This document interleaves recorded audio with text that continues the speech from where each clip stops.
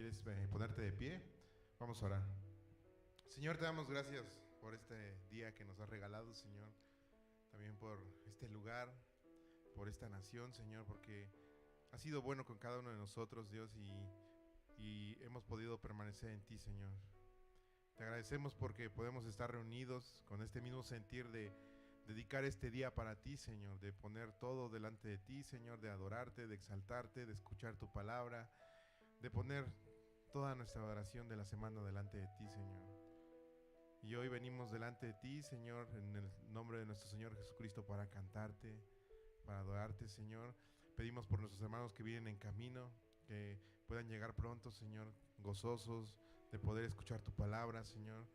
Y Dios, que todo lo que hagamos en este lugar sea para tu honra y gloria. Que nuestro Señor Jesucristo se glorifique, Dios, porque solo Él tiene el mérito. Y por eso estamos aquí, Señor. Y en esta mañana también queremos cantarte juntos, porque siempre has sido fiel, siempre has mantenido tu palabra, Señor. Y hoy cantamos delante de ti, Señor, en el nombre de nuestro Señor Jesucristo. Amén. Bueno, hermanos, vamos a cantar. ¿Cuántos han visto la fidelidad de Dios en estos días? ¿Cuántos podemos cantar? Señor, eres fiel y tu misericordia es para siempre. Vamos a cantar, hermanos.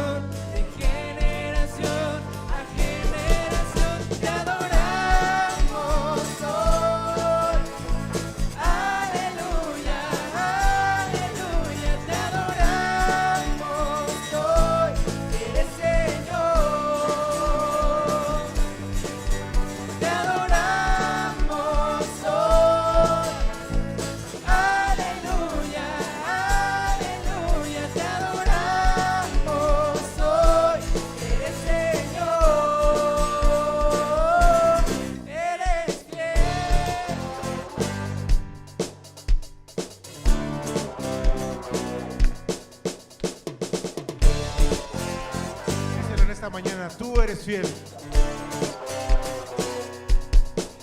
Eres fiel,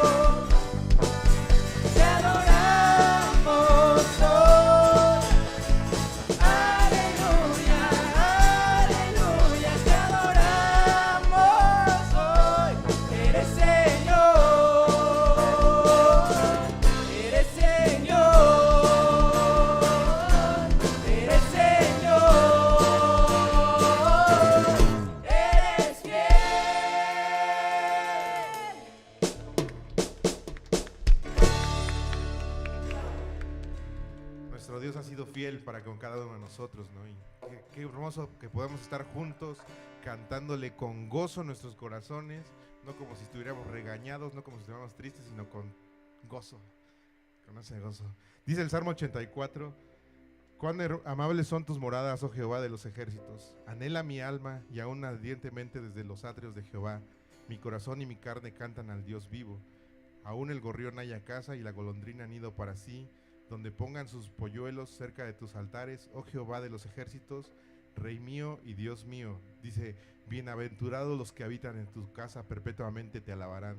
Bienaventurado el hombre que tiene en ti sus fuerzas, en cuyo corazón están tus caminos. Atravesando el valle de lágrimas, lo cambia en fuente. Cuando la lluvia llena los estanques, irán de poder en poder, verán a Dios en Sión. Y qué hermosa promesa que podamos cantar hoy, de bienaventurado aquel que en tus fuerzas, que sus fuerzas ha puesto en ti. Vamos a cantar, hermanos.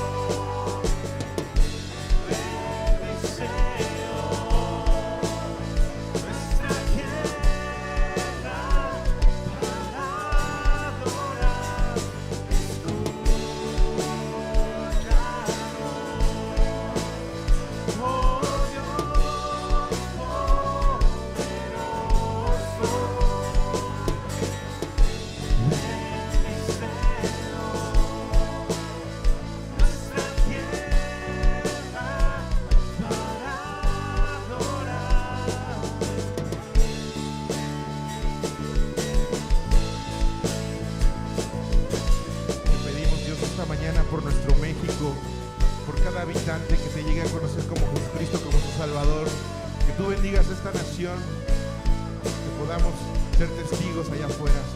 Bendice nuestro país, bendice nuestro México.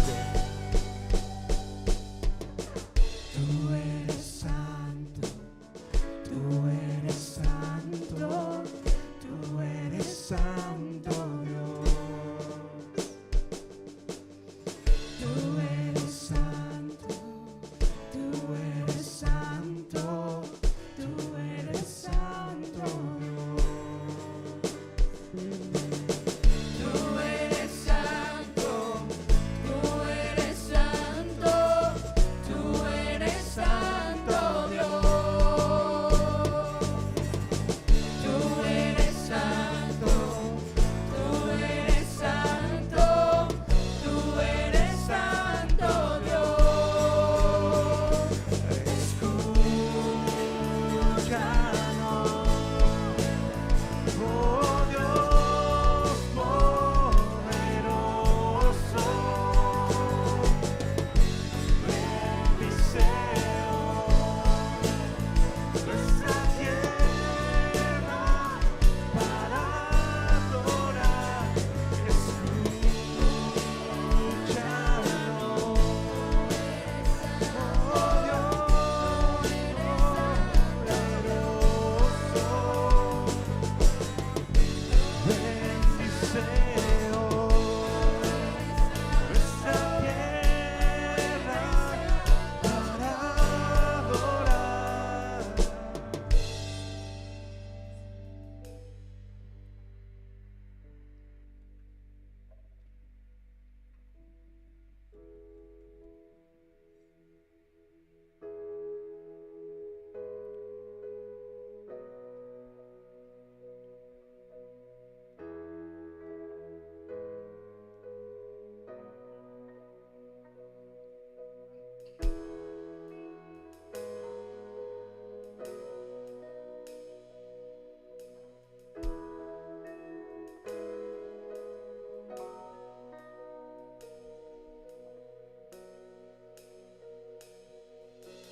Quiero conocerte cada día más a ti, entrar en tu presencia y adorar.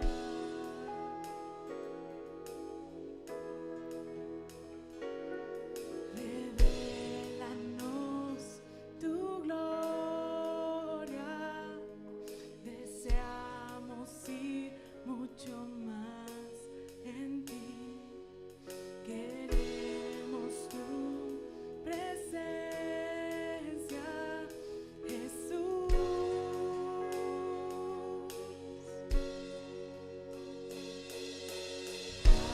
Al que está sentado en el trono, al que vive para siempre y siempre, sea la gloria, sea la honra y el poder, sea la gloria, sea la honra y el poder, al que está sentado en el trono, al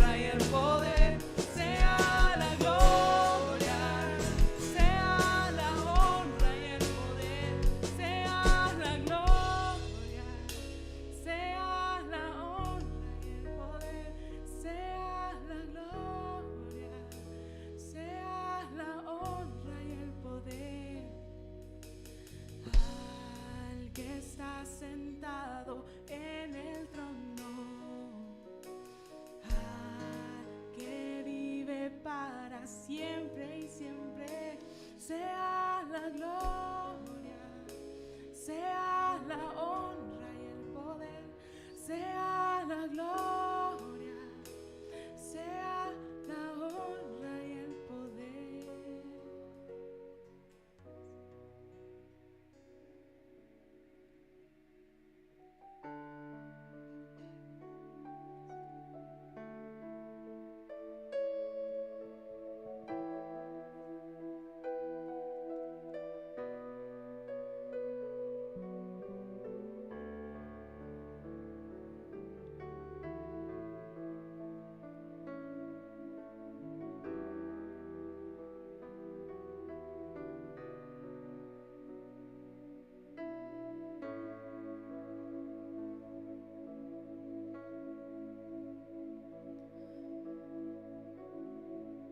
Al estar ante ti, adorando frente al mar de cristal, entre la multitud, en asombro allí me habré de postrar y mi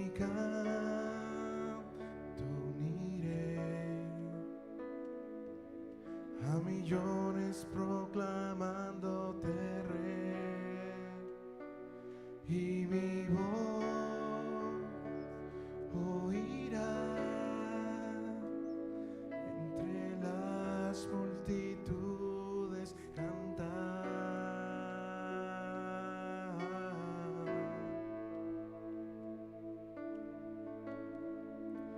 Digno es el Cordero de Dios, el que fue inmolado en la cruz, digno de la honra y el poder, la sabiduría suya es, y al que está en el trono sea el honor. Santo, santo, santo es el Señor, reina por los siglos con poder. Todo lo que existe es por Él.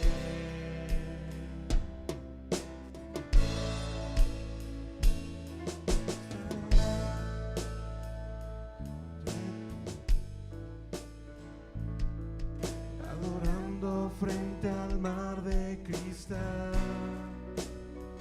entre la multitud, en asombro allí me habré de postrar y mi canto uniré a millones proclamándote rey, y mi voz oirá entre las multitudes cantar.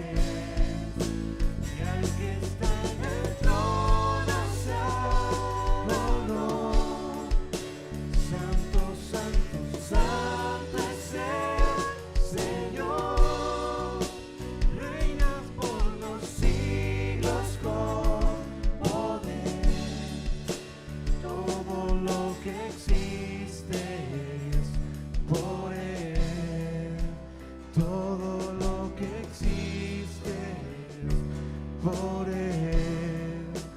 Todo lo que existe es por Él.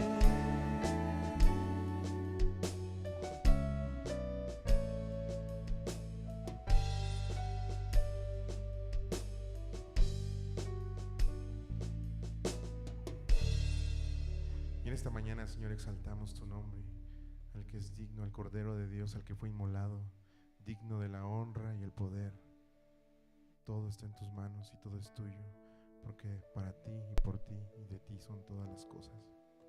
Reconocemos esto, Dios, y nos rendimos delante de ti, en alabanza, en adoración, con nuestras voces, con nuestras manos, y que solo tú seas exaltado, Señor. Glorifícate en nuestra alabanza, Dios. Paséate en medio de nosotros, Dios. Recibe nuestra adoración en los méritos de Cristo Jesús. Amén.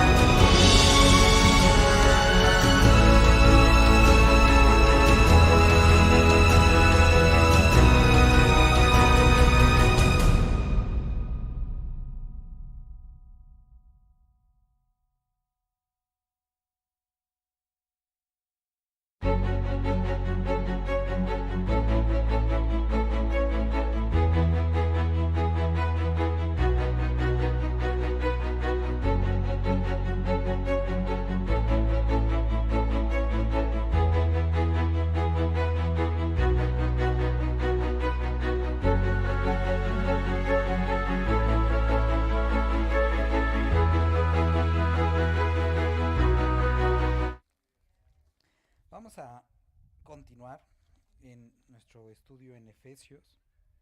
La semana pasada comenzamos con nuestro hermano Sergio el libro de Efesios y es un libro muy interesante, y más continuar este estudio después de Gálatas es un libro hermoso.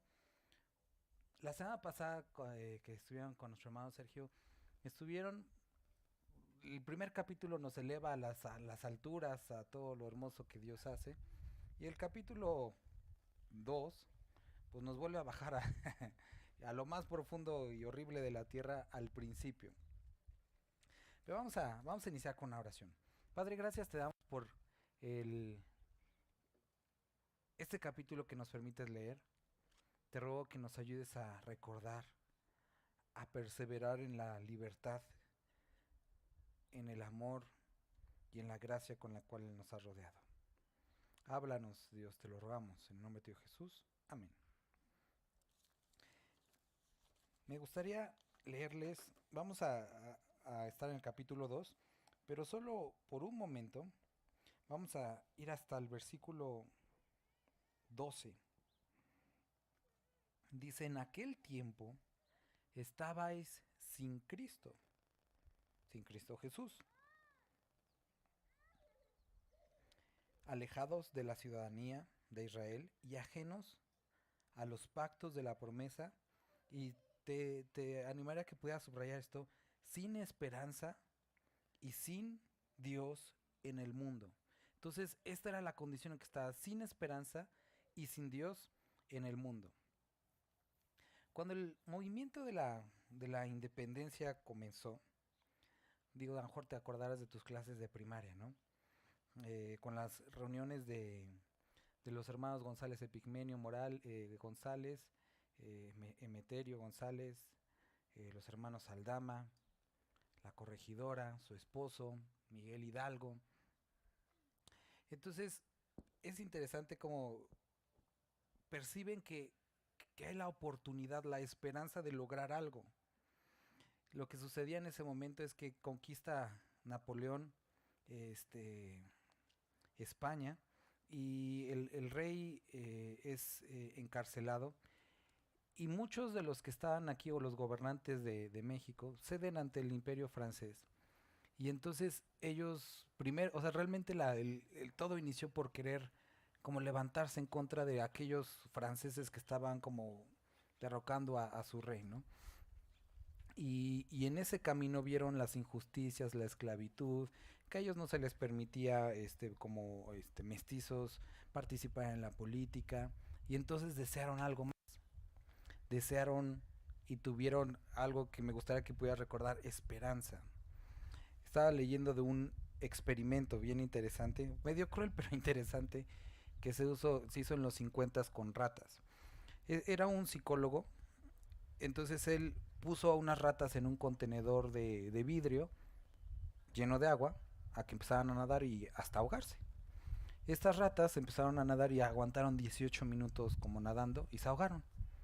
Volvió a llenar otro contenedor y después volvió a echar más ratas, y cuando ya estaba llegando a los 18 minutos sacó a unas ratas.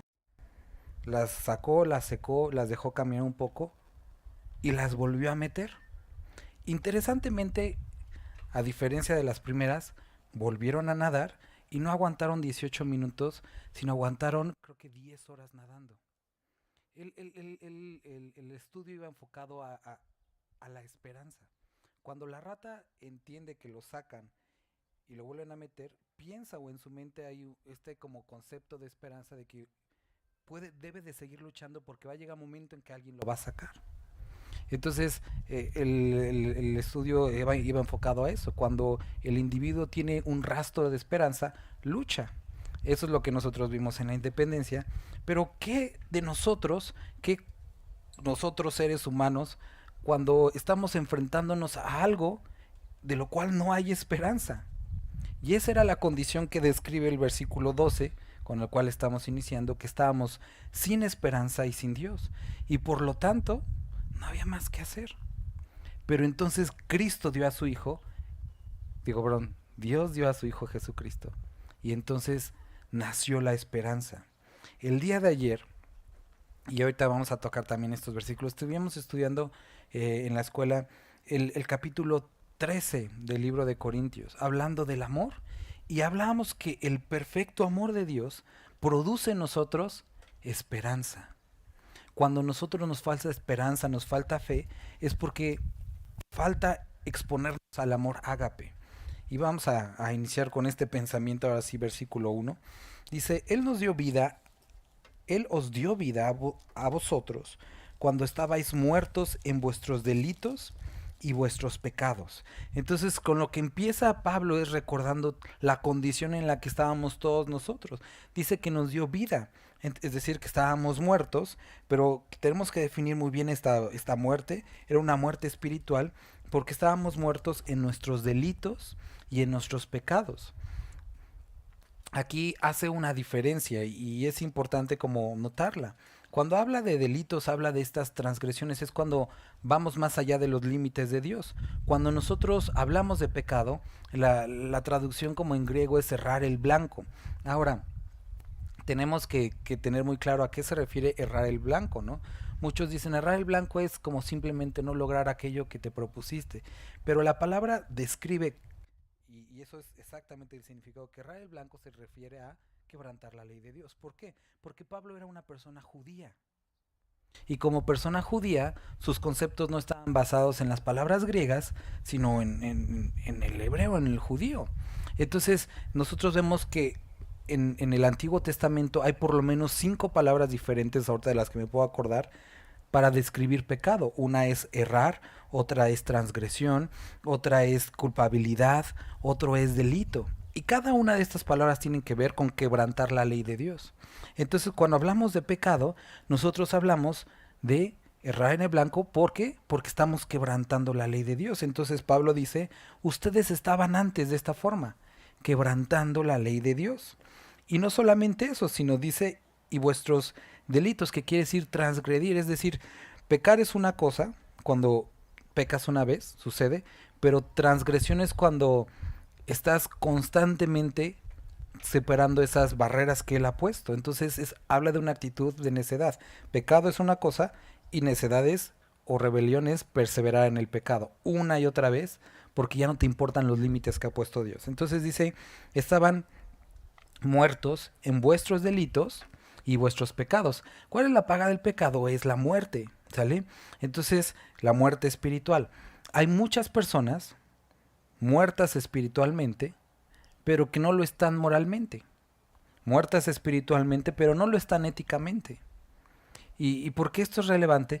Porque hay muchas personas, no sé si te ha pasado, que tú dices, no hace falta ser cristiano, pero porque es una... Entonces, hay personas que son moralmente correctas, éticamente correctas, con conocimiento, conocen la Biblia, van a una iglesia, pero están muertas espiritualmente. Y esto es de lo que está escribiendo aquí, que Él nos dio vida a nosotros cuando estábamos muertos en nuestros delitos y pecados. Por lo tanto, el hombre y la mujer no necesitan ser reformados en orden o para llegar a Dios. Porque cuando estábamos muertos en nuestros pecados y nuestros delitos, fue cuando Dios nos encontró. Empieza a hablar y a describir un poco del amor de Dios. Porque el amor que nosotros estamos acostumbrados al amor fileo es aquel amor que es bidireccional, que tiene que ver con lo que el otro da. Pero el amor de Dios no requiere nada a cambio. Y dice, es más, tú estabas en tu peor condición. Y fue en ese momento cuando Él te dio vida. Dios no esperó a que fueras mejor. Hay muchas personas que dicen, yo sí quiero ir a la iglesia, yo sí quiero conocer a Dios. Simplemente déjenme como ordenar mi vida y ya después me acerco a Dios. Pero así no funciona la cosa. No necesitas arreglar tu vida y después acercarte a Dios. Necesitas acercarte a Dios para que Él arregle tu vida. Porque no existe otra forma.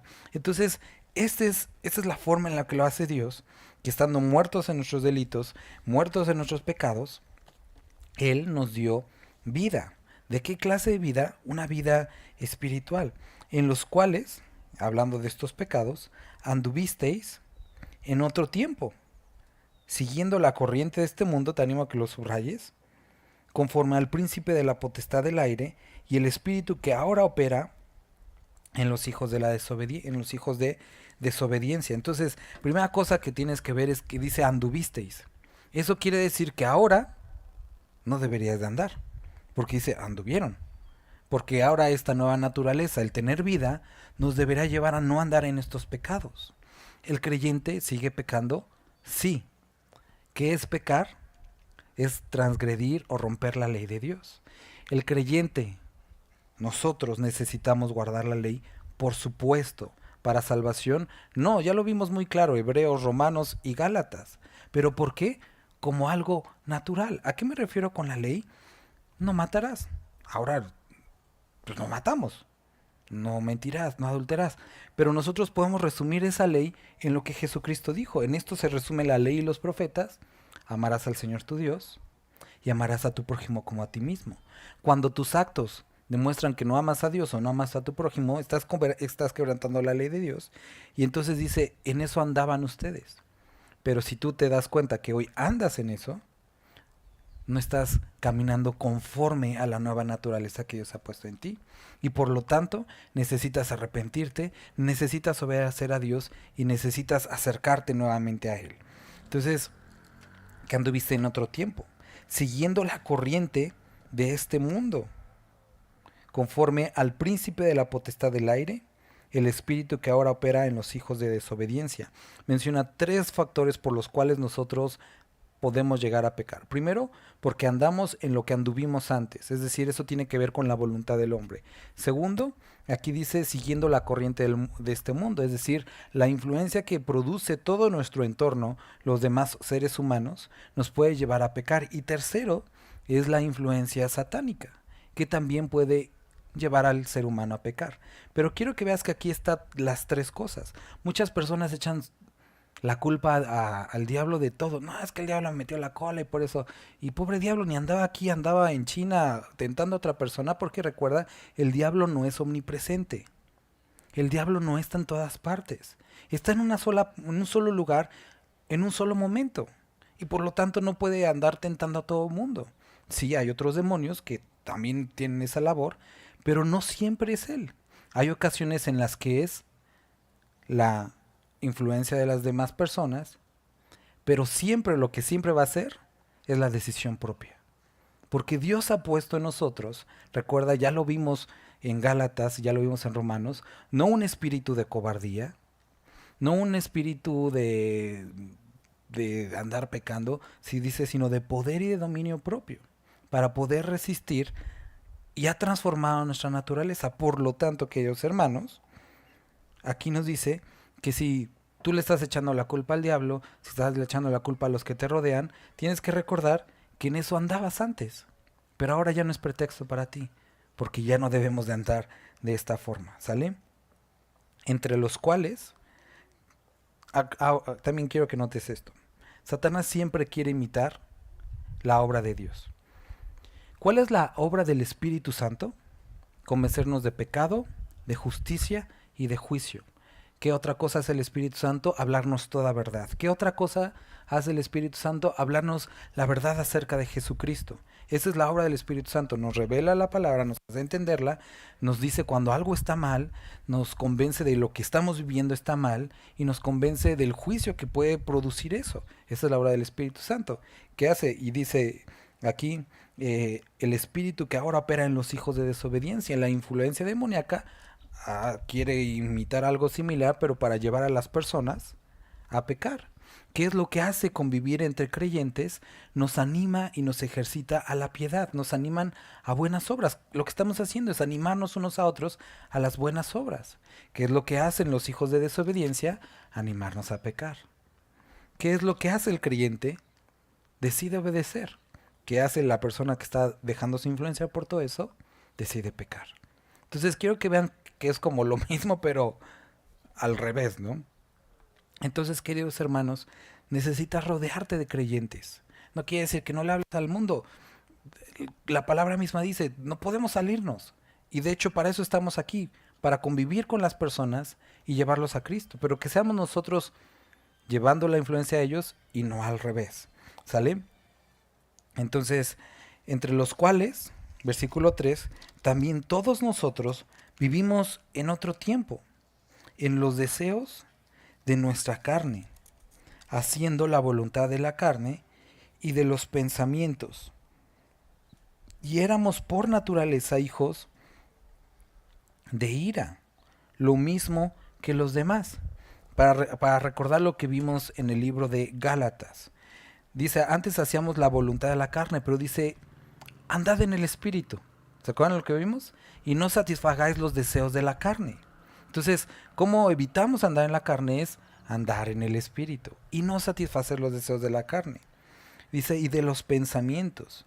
Y éramos por naturaleza hijos de ira, lo mismo que los demás. Si recuerdas, cuando estábamos viendo Romanos, vimos que la ira de Dios, dice, se revela desde el cielo. ¿Cuál era lo que vimos que era la ira de Dios? El momento en el que Dios dice, ¿quieres eso? llégale. Y atéstate de toda maldad. Eso es ira. La ira no es cuando Dios te disciplina, la ira no es cuando Dios te cierra las puertas, la ira es cuando Dios se hace a un lado y dice, ¿eso es lo que quieres? Vívelo.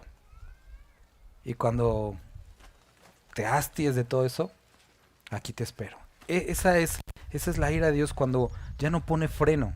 Y cuando, como vimos en el libro de Romanos, en los primeros capítulos, el hombre cae en esta espiral descendente. Entonces dice, éramos o vivíamos o estábamos bajo ira. Ya. Dice, por naturaleza hijos de ira, lo mismo que los demás. Por lo tanto, aquellos que están muertos al Espíritu, es decir, que no han recibido a Cristo Jesús, están en esta condición. Versículo 4. Pero Dios, que es rico en misericordia, por su gran amor con que nos amó, aun estando nosotros muertos en pecado, nos dio vida juntamente con Cristo. Y aquí Pablo pone al margen esta anotación, recordándonos que por gracia sois salvos. Entonces, te recuerda y subraya estas dos palabras tan ánimo. Dice Dios que es rico en misericordia. Eso quiere decir que no se acaba, sino que es abundante. Y habla de que por su misericordia y su amor actuando al mismo tiempo, entonces nos dio vida por su gracia. Eso es lo que nosotros experimentamos como regalo de Dios. Nosotros el día de hoy estamos, en esta semana vamos a estar recordando, ¿no?, la independencia de nuestro país. Y la independencia, los movimientos armados son eso, son el intento del ser humano por obtener aquello que percibe merecer, que es una vida tranquila, libertades, un buen gobierno, una tierra, alimentos, etcétera. Pero de lo que estamos hablando, de la verdadera libertad con la que Cristo nos hizo libres, como vimos en Gálatas, no es una obra humana, no es algo que tú puedas tomar por la fuerza, no es algo que puedas lograr por tus méritos, es algo que Cristo hizo, aunque tú ni siquiera a lo mejor lo querías, lo esperabas o podías lograrlo. Eso es lo hermoso del Evangelio y lo hermoso de una relación con Dios, con la libertad que hemos hablado. No se trata de nosotros, sino se trata completamente de su amor. Se trata completamente de lo que Él ha hecho, sin importar quién eres tú. Entonces dice, con este amor, con esta misericordia y con esta gracia. Ahora, llegando a este punto del amor, me gustaría que pudiéramos ir a Corintios. Primera de Corintios, capítulo 13.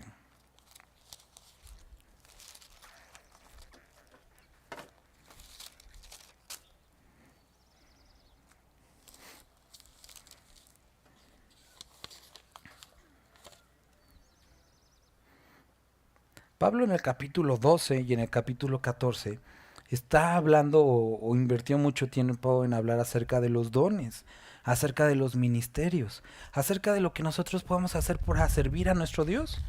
Y habla del don de lenguas, del don de milagros, del don de fe, de cosas que podemos experimentar en esta vida de creyente. Y Pablo toma primero dos cosas que son como que a los hombres como les interesan de alguna forma. Dice, si yo hablase en lenguas humanas, si tuviera la capacidad de hablar varios idiomas, y aparte lenguas angélicas, es decir, lenguas espirituales, puede ser que hables mucho. Pero dice, pero no tengo amor. Vengo a ser como un metal que resuena, se hace nada más ruido. Y después dice, si yo tuviese profecía, algo que Pablo insiste en el capítulo 14, dice, qué bueno que hablen en lenguas. Yo hablo muchas, pero les pido que mejor busquen que todos profeticen, porque dice que de esa forma son más edificados más personas. Pero dice, si yo incluso pudiera profetizar y entendiese no solamente eso, sino pudiera conocer las cosas como profundas de Dios, y tuviera tanta fe como para orar y que se moviera una montaña. Pero dice, y no tengo amor, nada soy. Y después habla del sacrificio, de la piedad que puede tener el ser humano. Si repartiera todos mis bienes. Y no solamente eso, sino que también me entregara a mí mismo para ser quemado. Pero no tengo amor, de nada me sirve. Y quiero que notes que en cada una de estas expresiones no dice de nada le sirve a los demás sí les sirve. Puedes darle a los demás dinero sin amarlos y les sirve. Puedes darles comida sin amarlos y les sirve. Puedes ejercer tus dones a los demás y a los demás les sirve. Pero tú quedas sin provecho. ¿Por qué? Porque no tienes amor. Te privas de poder disfrutar, de poder ver aquello que Dios está haciendo. Ahora, todos tenemos cierto grado de amor. No sé, a lo mejor amas y eso es muy comprensible, ¿no? Amas a la América y lo amas con todo tu corazón. Y eso es muy comprensible. Puedes amar, no sé, a tu perro, pero si recuerdas, en el griego hay 4 palabras que describen el amor. Nuestro vocabulario es más limitado, pero ellos tenían la concepción del amor, el fileos, que es entre iguales, entre amigos, entre familia. Está el amor eros, que es más parecido a un deseo, pasión por este amor entre pareja. También está el amor storge, que es el amor que nosotros podemos expresar, o esa, no sé, empatía con los animalitos, con un cachorrito, con algo así. Y está el amor ágape, que es un amor sacrificial, que es el amor que únicamente Dios puede dar. La palabra dice Dios es amor, y cuando dice Dios es amor es Dios es ágape. Y entonces Juan también dice que los que buscan, que los que aman a Dios, que los que dicen andar con Dios, deben amar. Porque si no aman, no han conocido a Dios. Es decir, si no tienen ágape, no han conocido a Dios, porque Dios es ágape. Entonces vemos que la fuente para experimentar este amor es Dios. Y el hombre puede gustarle un cachorrito, puede caerte bien los hermanos, como que son bien cotorros los hermanos, pero no los puedes amar profundamente de la forma que la palabra describe, porque no estás pegado a la fuente del ágape, y por lo tanto no puedes experimentar lo que es ágape, ¿sale? Entonces puede venir una persona aquí, podemos ser mismos nosotros, decir, me caen bien los hermanos, pero únicamente vas a experimentar esa entrega total de amor hasta que estés completamente sumergido en Cristo, en Dios. Y entonces puedes caer en esto, venir a la iglesia sin amor, venir y pintar la congregación sin amor, venir y no sé, poner las sillas y sin amor. Puede ser. O puede ser que tengas el amor fileos, es decir, como me caen bien y por eso lo hago. Pero no el ágape que Dios está pidiendo. Y eso es a lo que quería llegar. Dios no está simplemente diciendo que te caigan bien los hermanos, o que se te hagan buena onda, sino que vivas en el ágape. Esa es la cosa que está diciendo aquí Dios. Y nos dice que podemos hacer todo eso, pero sin estar viviendo en el ágape. Y después aquí describe algunas cosas de las que es y no es el amor. Lo vamos a dejar para otro estudio, pero me gustaría que podamos saltarnos hasta el versículo 7. El amor todo lo sufre, es decir, que todo lo soporta, todo lo aguanta, lo enfrenta.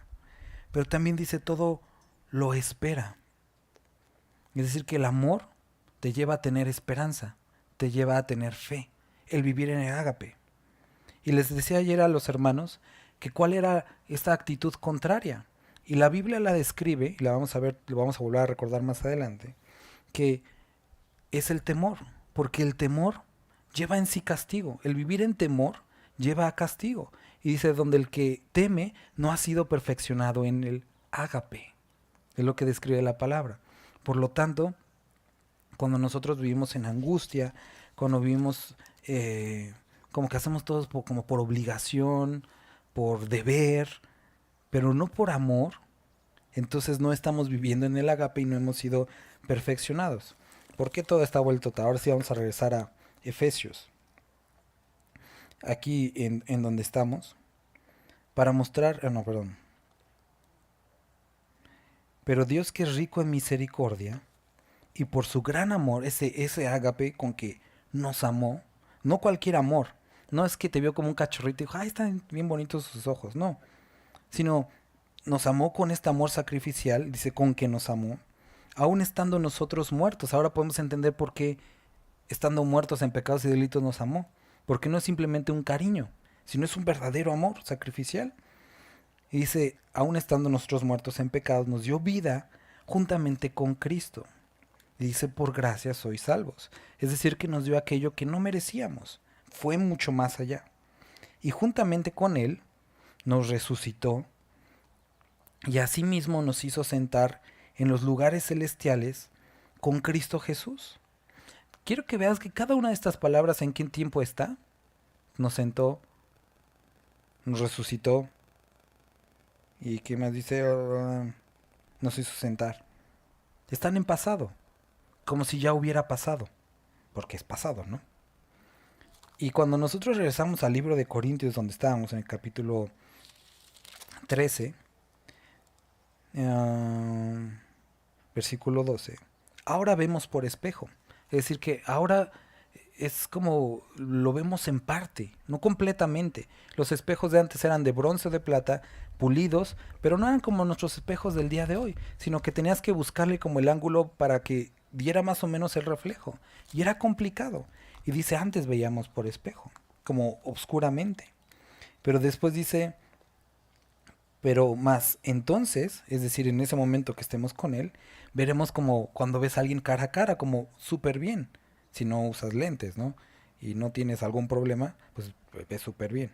O si ya te operaste o lo que sea. Pero ahora conozco en parte, pero entonces conoceré como fui conocido.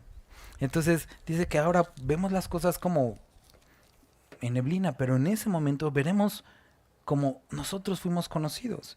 Y vamos a entender, vamos a experimentar por qué nos amó de esta forma. Y a sus ojos ya estamos, en los ojos delante de Dios, sentados en esos lugares celestiales. ¿Recuerdas cuando vimos Romanos? Dice que a los que amó, a estos eligió, a los que eligió justificó, a los que justificó también santificó, y a los que santificó también glorificó. Es decir, que nos ve como en el estado final. Y tú dices, es que yo no me siento muy glorificado. Pero Dios te ve de esa forma, como el estado final. Y es esta hermosa manera en la que Dios nos ve, como si ya estuviéramos con Él. Ahora no lo vemos, pero cuando estemos con Él, conoceremos como fuimos conocidos. Pero esto es lo que hace el amor de Dios. Bueno, me decía mi abuelita, ¿no? Que a los ojos de todos los padres sus hijos están hermosos, ¿no? Cuando nacen y así todos morados, todos así babosos, y dices, ay, mira qué bonito está, y todos como que, sí, está bonito, ¿no? Y pues están todos hinchados, ¿no? Pero este es exactamente el amor de Dios, que Él nos ve, no engañándose, sino de una forma terminada. Entonces, para mostrar en los siglos venideros las abundantes riquezas de su gracia en su bondad para con nosotros en Cristo Jesús. ¿Qué es lo que hace el diablo? Constantemente, las 24 horas, está acusándote delante del Padre. Todos los días. Nosotros podemos ver en el libro de Zacarías un ejemplo de una visión que tiene, cómo está ahí el profeta Josué, no, el sacerdote, y entonces está el diablo acusando al sacerdote delante de Dios, y está viendo esta imagen Zacarías, y eso es lo que sucede todo el tiempo. Mira, ve lo que hace. Pero a pesar de todas estas constantes críticas del enemigo en contra tuya, está Cristo Jesús del otro lado y dice, sí, pero yo también ya pagué por eso. Ah, pero mira lo que también ya pagué por eso. Y por eso, y por eso, y por eso. Y eso es lo que hace constantemente intercediendo por nosotros. Esto es verdadero amor. Porque Él ha pagado por todo. Entonces, Él está ahí intercediendo por nosotros. Y no solamente eso, sino que en el versículo 7 dice que quiso que nosotros fuéramos un ejemplo de cómo puede transformar personas, de cómo puede amar a los que son difíciles de amar, cómo puede transformar a aquellos que nadie daba un centavo por ellos. Dice que mostrar a los siglos venideros la abundante riqueza de su gracia y su bondad en nosotros. en Cristo Jesús. Y vuelvo a repetir, porque por gracia sois salvos, por medio de la fe. Y esto no de vosotros, pues es don de Dios. Hoy, hermanos, podemos tener un ejemplo un poquitito similar. Tú y yo nos paramos, pusimos las banderitas, vamos a comer pozole o no sé qué vayas a comer el día del 15, pero no te costó. Vives en un país con muchas libertades y a veces nos quejamos, pero la verdad vivimos en un país con excesivamente muchísimas libertades que no nos costó. Ni tú ni yo no las ganamos. Hubieron personas que dieron su vida, esposas que perdieron a sus esposos, esposos que perdieron a sus esposas, hijos. Posiblemente tengas familiares que te digan, no, es que tu bisabuelo y tatarabuelo estuve, y conoces algunos relatos de la independencia, de la revolución, y no nos costó nada. Me platicaba mi abuelita, creo que te los conté una vez, ¿no? Pero eso fue en la revolución, que ella, cuando estaban haciendo palomitas, no le gustaba el ruido porque ella se acordaba cuando en la hacienda en la que vivían entraron los revolucionarios y quemaron la troja y como las explosiones cuando escuchaban las palomitas sí sonaban, ¿no? Y ellas perdieron su hacienda y murieron parte de su familia y tuvieron que huir, pero a nosotros no nos costó. Y experimentamos y vivimos libertades que a veces como menospreciamos, pero no nos costó. Y nos sentimos revolucionarios nada más por gritarle a los policías, pero no nos costó. Y de la misma forma, aquí dice, porque por gracia sois salvos. Es algo que no te merecías. Es algo que no podrías esperar, pero por gracia es que fuiste salvo. Y esto por medio de la fe. Es decir, que no fue por ningún acto tuyo, sino fue por poner tu fe en Cristo Jesús. Y ni siquiera esto es de nosotros, pues es don de Dios. Ni la gracia, ni la fe es por algo de nosotros o por nosotros, sino incluso esto también es un regalo de Dios. Entonces, no solamente Dios puso a su Hijo, sino que se te acercó, aún no siendo creyente, porque estas son las tres relaciones del Espíritu Santo. ¿Te acuerdas? Está alrededor de nosotros, viene a morar en nosotros y después viene sobre nosotros, ¿sale? Entonces es la llenura del Espíritu Santo, el que viene a vivir con nosotros cuando está en la conversión y cuando está alrededor de nosotros convenciéndonos de pecado, justicia y juicio. Antes de la conversión, el Espíritu Santo te convenció, te motivó, te movió a que recibieras a Cristo y por eso ni siquiera este convencimiento es tuyo. No por obras, para que nadie se gloríe. Y nos vuelve a recordar que no hay nada que puedas hacer para que Dios te ame más, ni tampoco nada para que te ame menos. Porque Él ya te amó. Y no es por obras para que nadie se gloríe. Porque somos hechura suya, creados en Cristo Jesús para buenas obras, las cuales Dios preparó de antemano para que anduviésemos en ellas.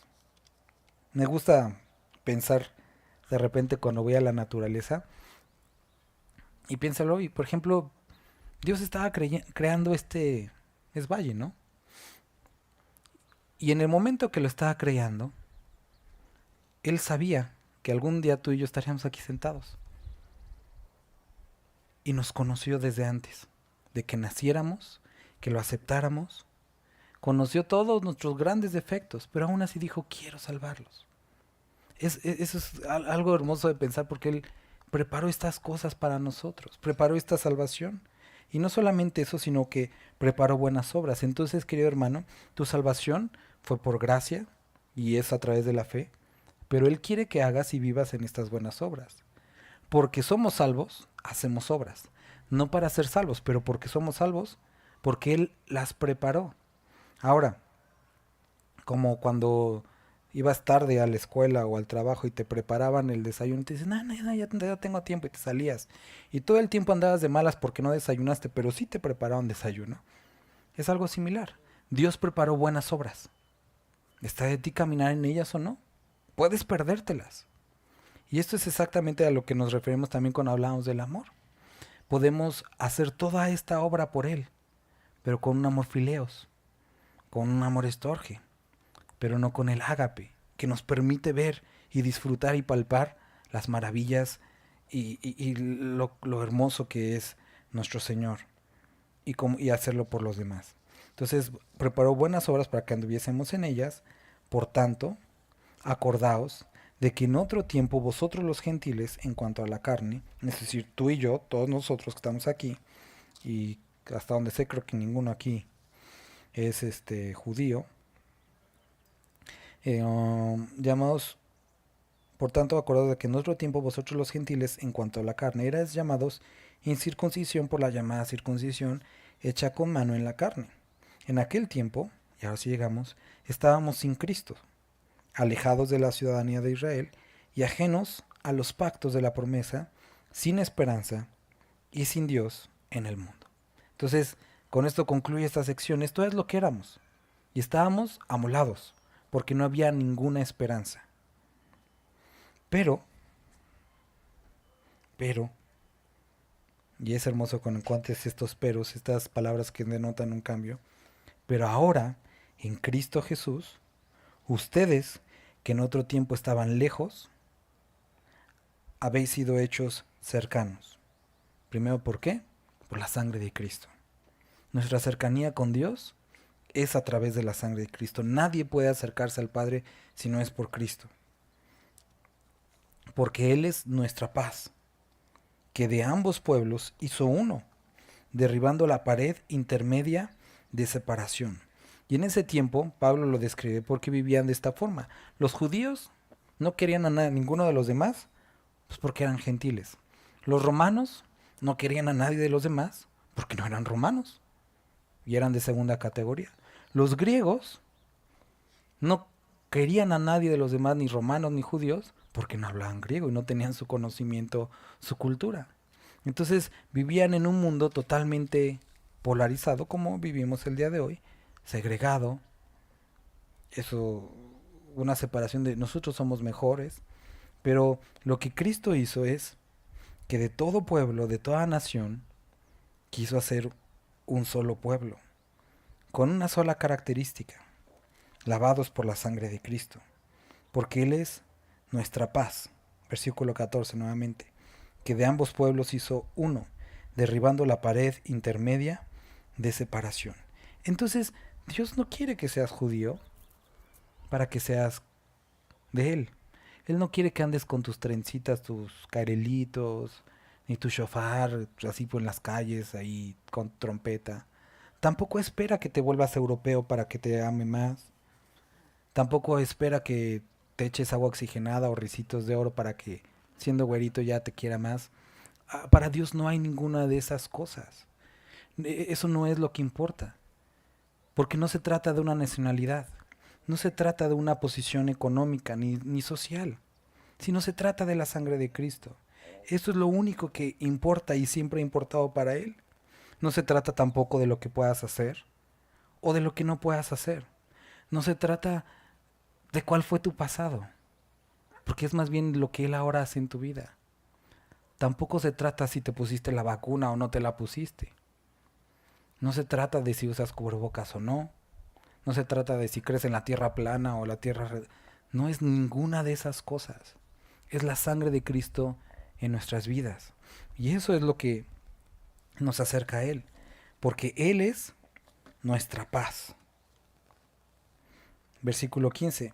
Aboliendo en su carne las enemistades, la ley de los mandamientos expresados en ordenanzas, para crear en sí mismo de los dos un solo y nuevo hombre, haciendo la paz. Entonces, todos aquellos aspectos legales que nos impedían acercarnos a Él, los cargó en su cuerpo, y por eso todas aquellas leyes que no nos permitían acercarnos a Él, fueron satisfechas en su cruz, y por lo tanto podemos acercarnos a Cristo. Y por eso dice, haciendo la paz, paz con Dios, como vimos en el libro de Gálatas, y mediante la cruz reconciliar con Dios a ambos en un solo cuerpo, matando en ella las enemistades. Entonces Pablo les escribe a las personas que están en Éfeso, recordando a los judíos, no son diferentes. Ambos son hijos si han experimentado gracia y la sangre de Cristo los ha lavado. Y vino y anunció las buenas nuevas de paz a vosotros que estabais lejos y a los que estaban cerca. Porque por medio de él, los unos y los otros tenemos entrada por un mismo espíritu al Padre. ¿Cuánto duró la independencia? Bueno, la batalla de la independencia. A ver, ¿qué año acabó, si te acuerdas? 21, ¿no? Entonces, ¿te acuerdas cómo acaba? ¿O cómo acaban generalmente los conflictos? Con la firma de un tratado. El tratado de la independencia. Que en nuestro caso tenemos 2. Pero bueno, ese es otro asunto. Pero en el caso de Cristo, acabó con la cruz. La cruz, su resurrección, nos acercó nuevamente al Padre. Y entonces llevó en él toda culpa, todo pecado, para hacer de los 2 pueblos, judíos, gentiles, uno solo. Y anunció las buenas nuevas. Paz para con Dios, vosotros que estabais lejos y los que estaban cerca. Porque por medio de él, los unos y los otros tenemos entrada por un mismo espíritu al Padre. Así que ya no sois extranjeros ni advenedizos, sino conciudadanos de los santos y miembros de la familia de Dios. Y esta es una palabra hermosa. Hoy, en la semana, reflexionaba en esto.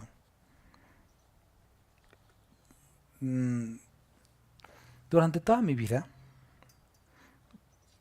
nos movimos de donde nacimos desde muy chiquitos.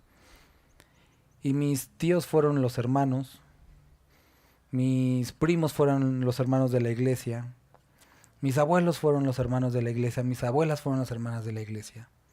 Y yo no conocí más familia que la de la iglesia. Y esa fue la verdadera familia. La que estuvo en cumpleaños, la que estuvo en problemas. Y eso es de lo que está hablando. Hay muchas personas que han sufrido por falta de padre, por falta de madre, por falta de hermanos. Porque dice, tu padre y tu madre te pueden dejar, pero yo nunca te dejaré, dice Dios. Y aparte nos ha incluido en una familia que posiblemente tengamos orígenes diferentes, perspectivas diferentes, pero nos une algo mucho más fuerte que cualquier lazo sanguíneo. Y este es Cristo Jesús en medio de nosotros. Y queridos hermanos, pensemos en esto porque hoy así está de modita, ¿no? Bienvenido a casa, bienvenido a la familia, pero a veces no vivimos de esta forma. Si entendiéramos, si meditáramos en lo que significa esto que estamos aquí juntos, nos une algo mucho más elevado y sublime que una relación sanguínea. Es Cristo Jesús. Y dice, fuimos hechos miembros de la familia de Dios y edificados sobre el fundamento de los apóstoles. Posiblemente eras de los que nunca escogían para el fútbol, para los que todos los rechazaban. Pero ¿sabes qué? Tenemos a alguien que no nos rechazó, que no importando quiénes éramos, nos eligió para ser parte de su familia. Y Él no nos va a dejar jamás. Y Él no nos va a traicionar jamás. Porque Él no cambia. Dice, edificados ahora sobre el fundamento de los apóstoles. Es decir, creciendo sobre este fundamento que es Cristo Jesús, y profetas, siendo la principal piedra del ángulo, dice Jesucristo mismo. En esto ahora crecemos. En esto ahora somos. En esto adquirimos valor. No en nuestra profesión, no en nuestros ingresos, no en ninguna otra cosa, sino en Cristo Jesús, en quien todo el edificio, bien coordinado, va creciendo para ser un templo santo en el Señor, en quien vosotros también sois juntamente edificados para morada de Dios en el Espíritu.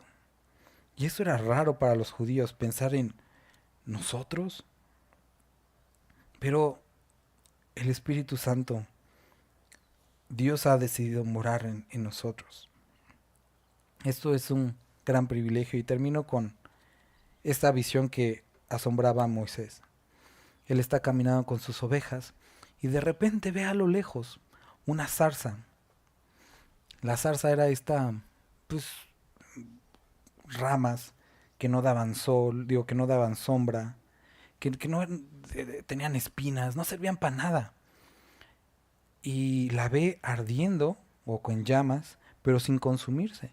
Y dice, voy a acercarme y ver esta visión tan sorprendente.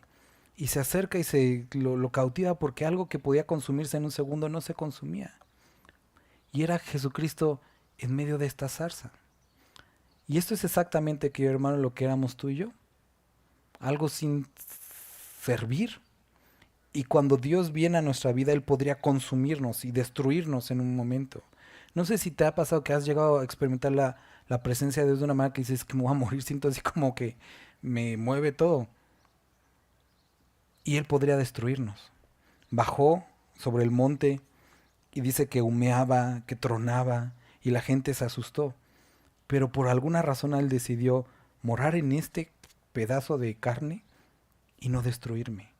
Y esa es la zarza, algo inservible, pero que por su misericordia ha decidido morar sin destruirnos y convivir, porque es lo que siempre ha querido, vivir en nosotros, mostrarnos gracia, misericordia y recordarnos día con día su amor que nos hizo libres del pecado, libres de nosotros mismos, para poder vivir en la libertad con la que Cristo Jesús nos hizo libres.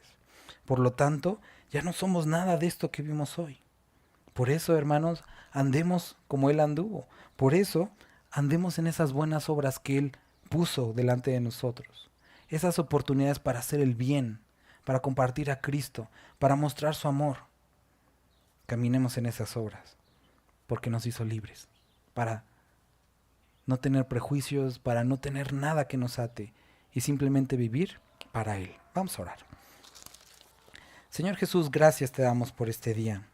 Muchas gracias por este gran amor con el que nos has rodeado. Queremos bendecirte, Padre. Queremos adorarte. Gracias por tu palabra. Gracias por recordarnos tu misericordia y tu gracia. Padre, ayúdanos a perseverar en tu amor.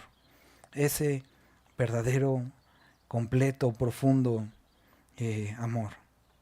Te ruego que si alguien aquí está batallando con esto, derrame sobre su vida este amor y que pueda su corazón ser ensanchado y poder disfrutar, sentir y caminar en ti. Bendito eres, Padre. Amén.